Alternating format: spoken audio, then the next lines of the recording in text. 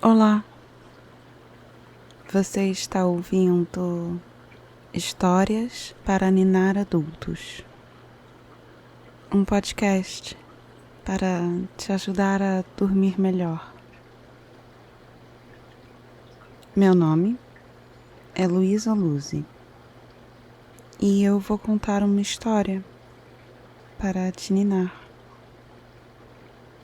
A história de hoje se chama O Livro e a América, parte 4.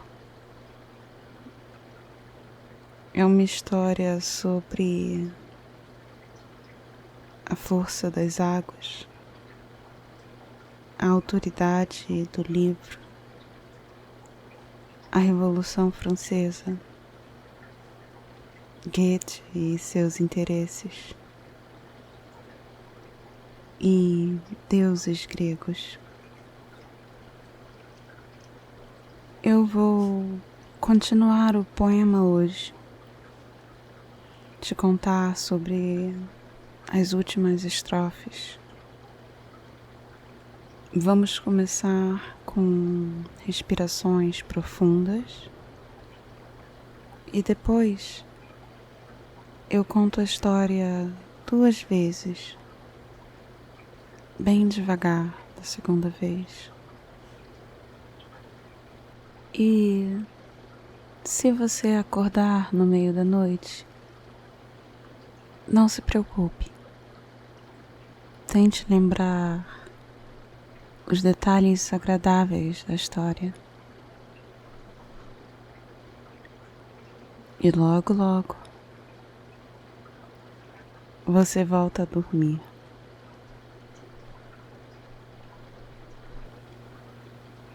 Então, esse é o momento para apagar a luz, deixar o celular carregando, procurar sua posição favorita de dormir e aproveite para colocar um temporizador para parar a reprodução no fim do episódio. Agora, você só precisa prestar atenção na sua respiração. Lenta, profunda, com calma. Puxe o ar pelo nariz e solte o ar pela boca.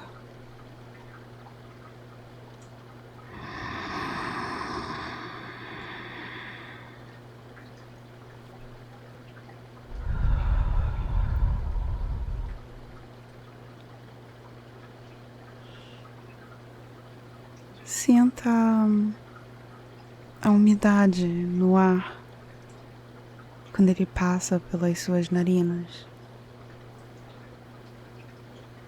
a densidade do ar. Puxe o ar pelo nariz e solte pela boca.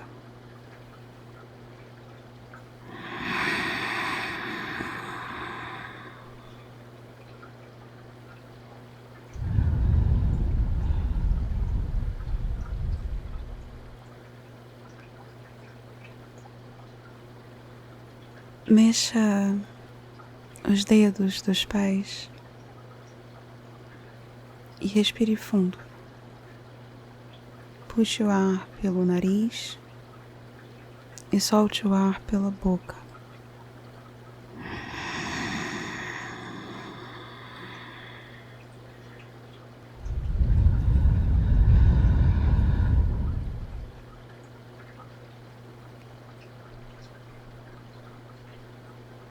Agora eu vou contar uma história para te ninar.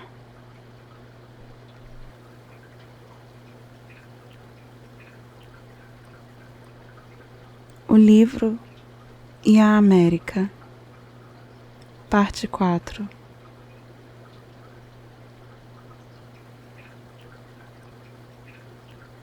Depois de tantas redondilhas, maiores e menores,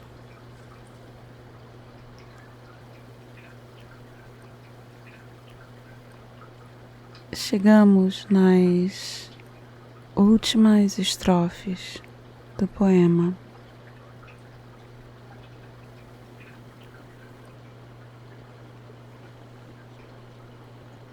Mas antes de irmos em frente, eu quero repetir a antepenúltima, a minha estrofe favorita.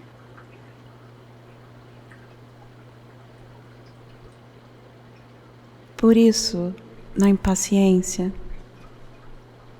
desta sede de saber, como as aves do deserto, as almas buscam beber.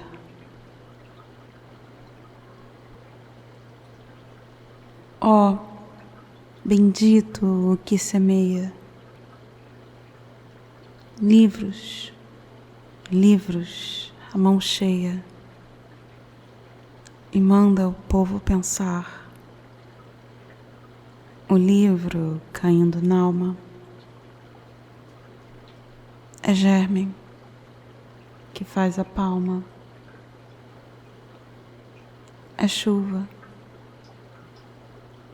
que faz o mar.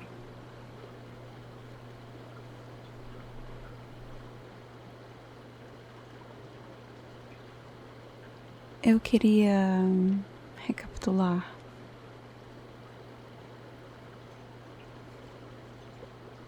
aqui nesta estrofe. Me parece uma bênção para quem dá livros às pessoas, porque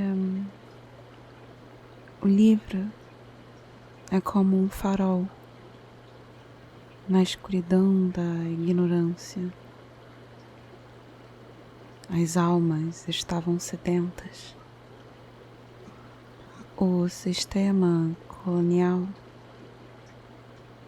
como um deserto para a educação. E o livro como a mais pura água da fonte, poderoso como a força das chuvas, que em alguns bilhões de anos formou mares e oceanos, cavou vales e montanhas de pedra. Eu adoro a ideia de que as almas estão sedentas por livros, como uma fome que você não sabe bem do que é, mas que ela existe. E livros vêm em muitos sabores. Ficções, suspenses, romances, tratados, ensaios, fábulas e mais, muito mais. Manuais técnicos e sistemas econômicos e sociais, filosofias e matemáticas.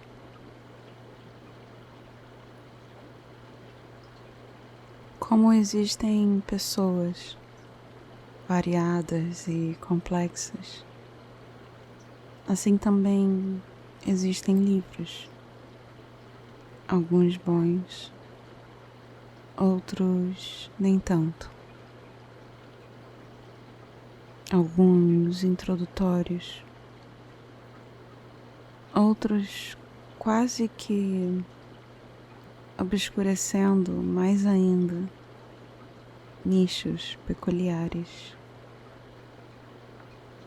livros sobre o que é óbvio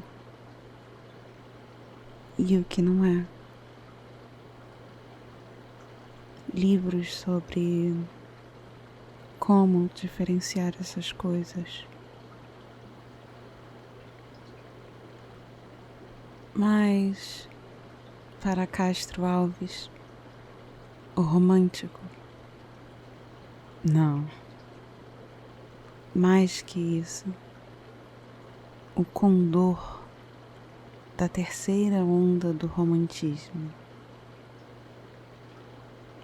Para ele, o livro ainda era a autoridade final nas coisas. Não se tinha o hábito de duvidar tanto das fontes, de questionar ao livro quem te escreveu, com que propósito veio ao mundo. Para o poeta baiano, o livro veio transformar o mundo positivamente, claramente.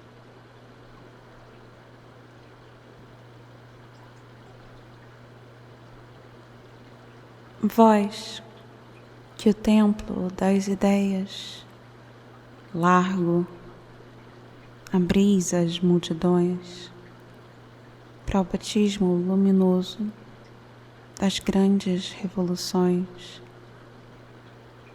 Agora que o trem de ferro acorda o tigre no cerro e espanta os caboclos nus, fazei deste rei dos ventos ginete dos pensamentos,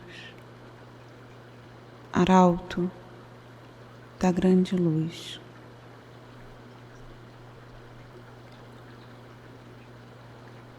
Por muito tempo, eu achava que a primeira parte dessa estrofe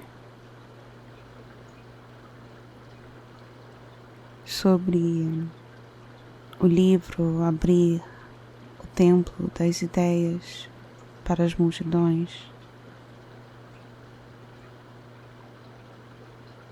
era mais um uso de linguagem alegórica no poema. E eu imaginava Castro Alves, imaginando o livro abrindo a mente dos leitores, um templo das ideias sendo transformado e transformador. Mais tarde, quando fui estudar a Revolução Francesa, lembrei dessa estrofe, pois o turbilhão revolucionário, a catedral onde se coroavam reis, virou palco para um culto da razão.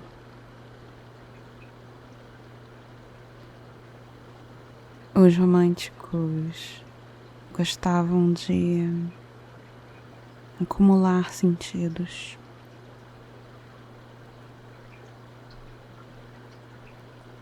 O livro abre templos de ideias com a modernização de conceitos, de políticas, de sociedades. E também o livro revoluciona as tecnologias, o trem de ferro se movendo continente adentro, a locomotiva como motor do progresso, ou pelo menos como o termômetro.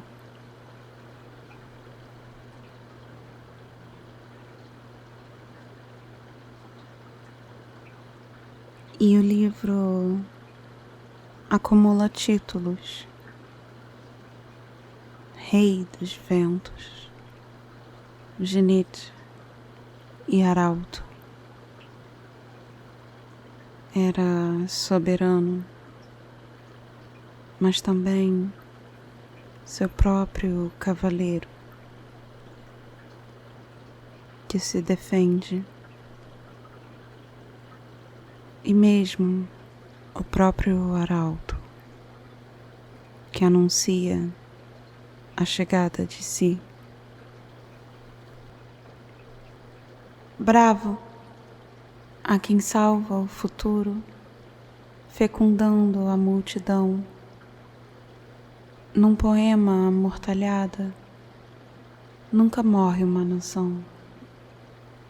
Como Goethe moribundo, brada luz, o novo mundo, num brado de Briarel. Luz, pois, no vale e na serra, que se a luz rola na terra, Deus colhe gênios no céu.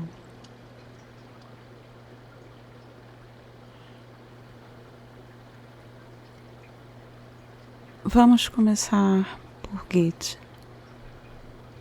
Hoje em dia, ele é mais famoso por suas contribuições à literatura do que por seus outros interesses, dos quais cultivava muitos. Longas carreiras como naturalista, político, autor. Estudou desenho, gravura, os movimentos do clima, a formação de rochas e os movimentos lentos do planeta.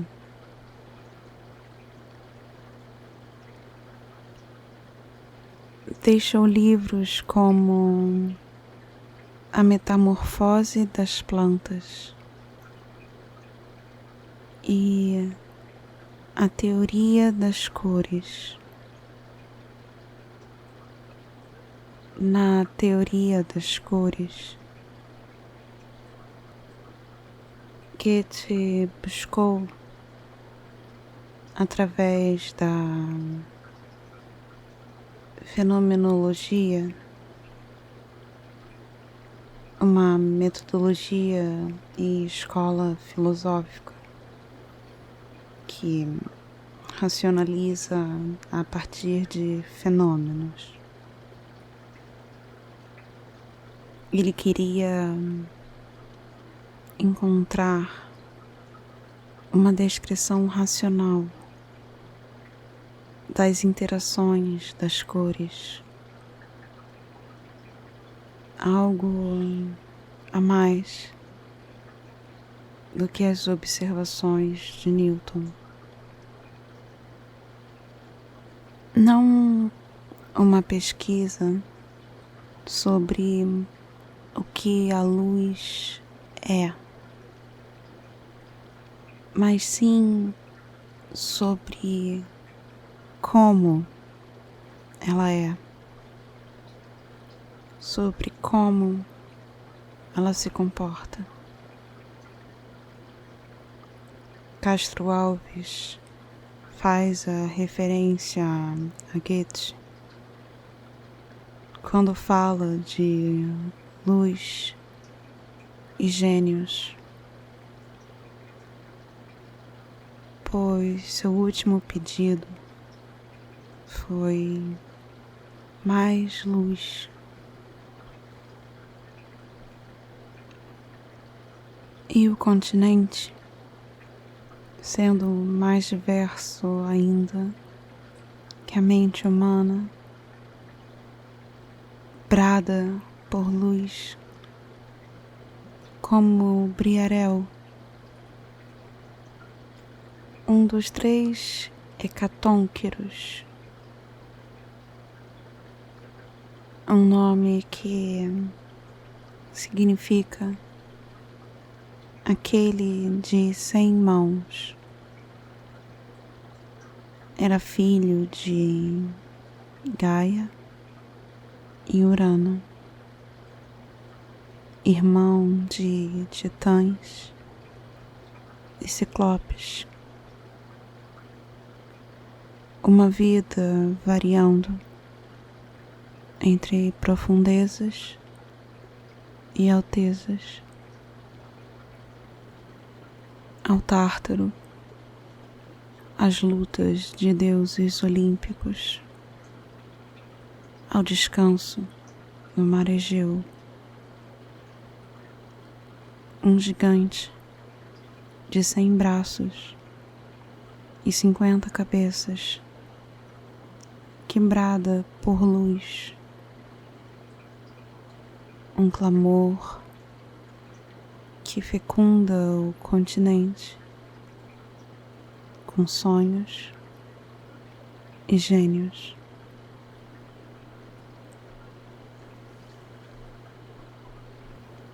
O livro e a América, parte 4. Depois de tantas redondilhas,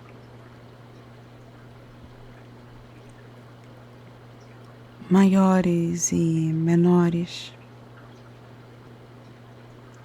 chegamos nas últimas estrofes do poema. Mas antes de seguir em frente, eu quero repetir a antepenúltima estrofe,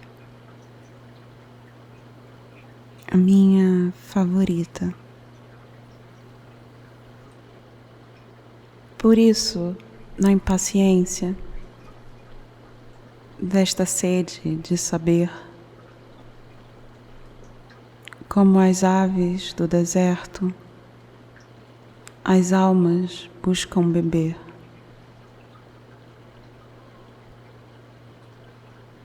Ó, bendito o que semeia livros, livros, a mão cheia, e manda o povo pensar, o livro caindo n'alma. É germe que faz a palma, é chuva que faz o mar.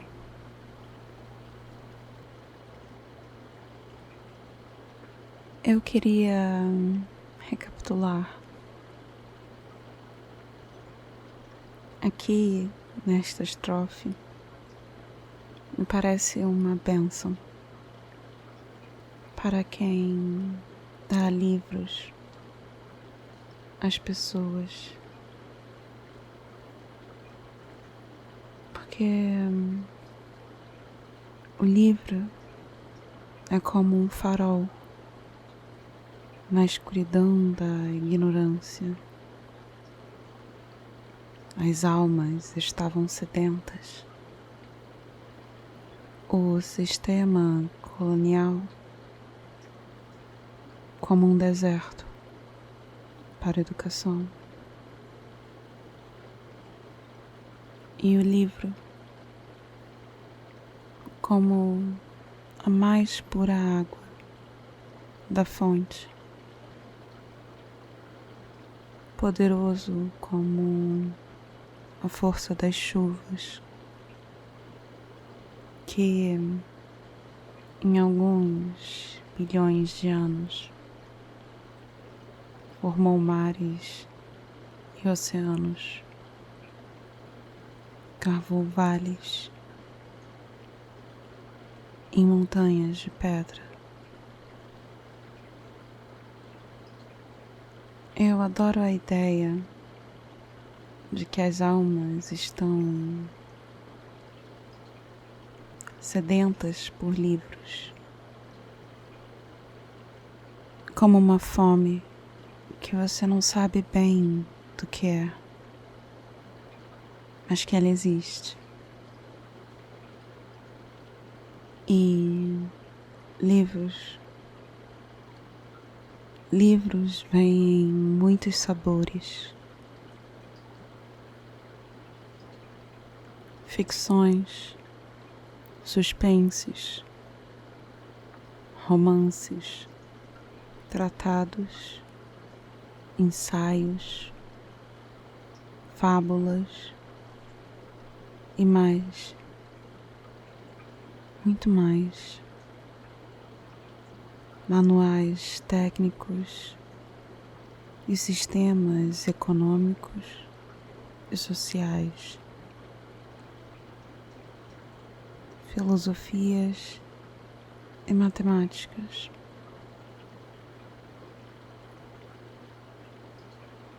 Como existem pessoas variadas e complexas, assim também existem livros, alguns bons, outros nem tanto, alguns introdutórios, outros quase que obscurecendo mais ainda nichos peculiares, livros sobre o que é óbvio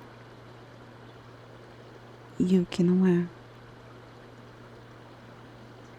livros sobre como diferenciar essas coisas. Mas, para Castro Alves, o romântico, não. Mais que isso, o condor da terceira onda do romantismo. Para ele, o livro ainda era a autoridade final nas coisas. Não se tinha o hábito de duvidar tanto das fontes, de questionar ao livro: quem te escreveu? Com que propósito veio ao mundo? Para o poeta baiano, o livro veio transformar o mundo positivamente, claramente.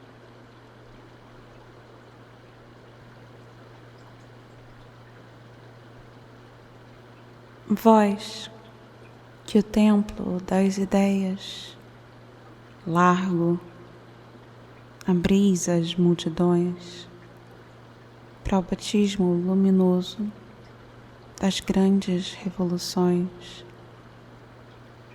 agora que o trem de ferro acorda o tigre no cerro e espanta os caboclos nus, fazei deste rei dos ventos ginete dos pensamentos, arauto da grande luz.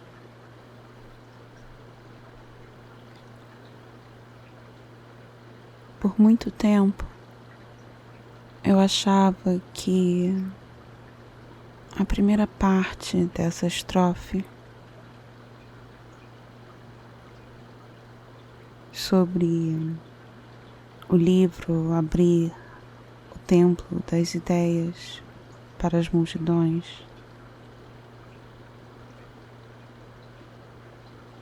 era mais um uso de linguagem alegórica no poema. E eu imaginava Castro Alves, imaginando o livro abrindo a mente dos leitores, um templo das ideias sendo transformado e transformador. Mais tarde, quando fui estudar a Revolução Francesa, lembrei dessa estrofe, pois o turbilhão revolucionário, a catedral onde se coroavam reis, virou palco para um culto da razão.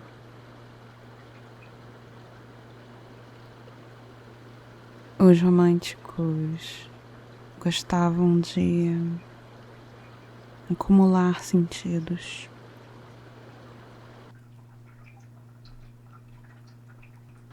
O livro abre templos de ideias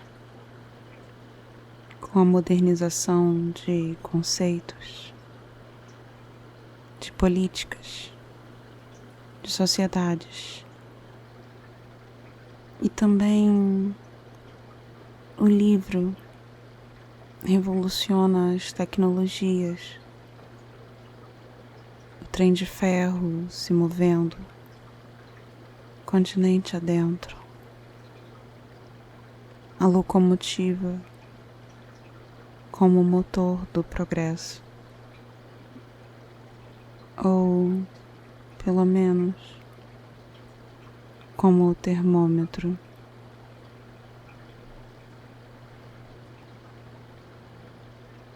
E o livro acumula títulos: Rei dos Ventos, Genite e Arauto. Era soberano, mas também seu próprio cavaleiro, que se defende, e mesmo o próprio arauto, que anuncia a chegada de si.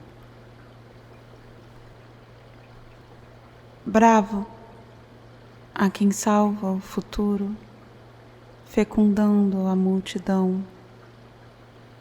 Num poema amortalhada, nunca morre uma nação. Como Goethe moribundo, brada luz, o novo mundo. Num brado de Briarel. Luz, pois, no vale e na serra, que se a luz rola na terra, Deus colhe gênios no céu.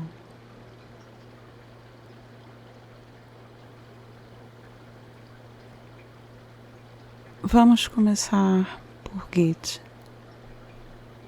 Hoje em dia, ele é mais famoso por suas contribuições à literatura do que por seus outros interesses, dos quais cultivava muitos. Longas carreiras como naturalista, político, autor. Estudou desenho, gravura, os movimentos do clima, a formação de rochas e os movimentos lentos do planeta.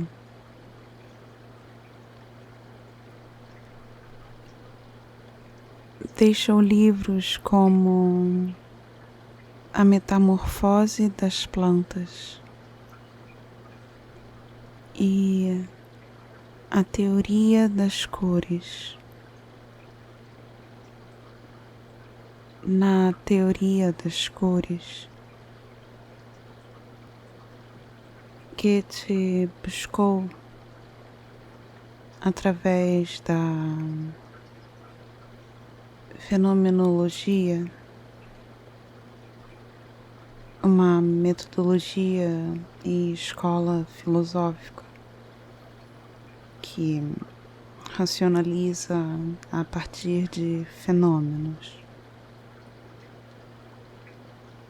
Ele queria encontrar uma descrição racional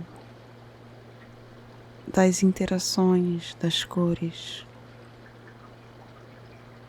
algo a mais do que as observações de Newton. Não uma pesquisa sobre o que a luz é, mas sim sobre como ela é, sobre como ela se comporta. Castro Alves faz a referência a Goethe quando fala de luz e gênios, pois seu último pedido foi mais luz.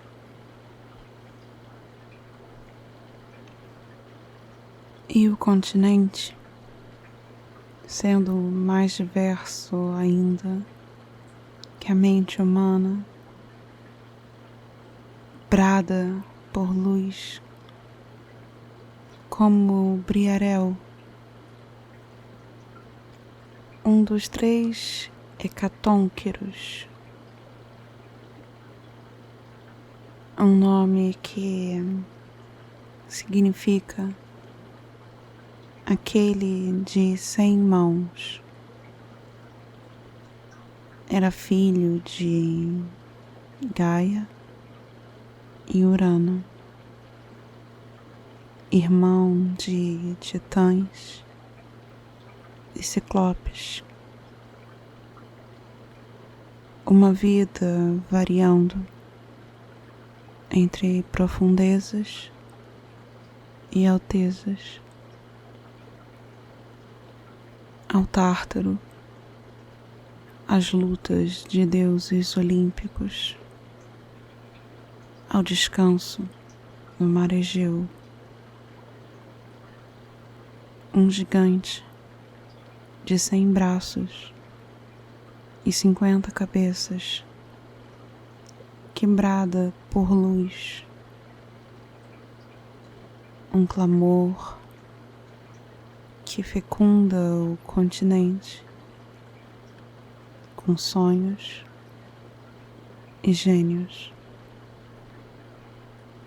Durma bem.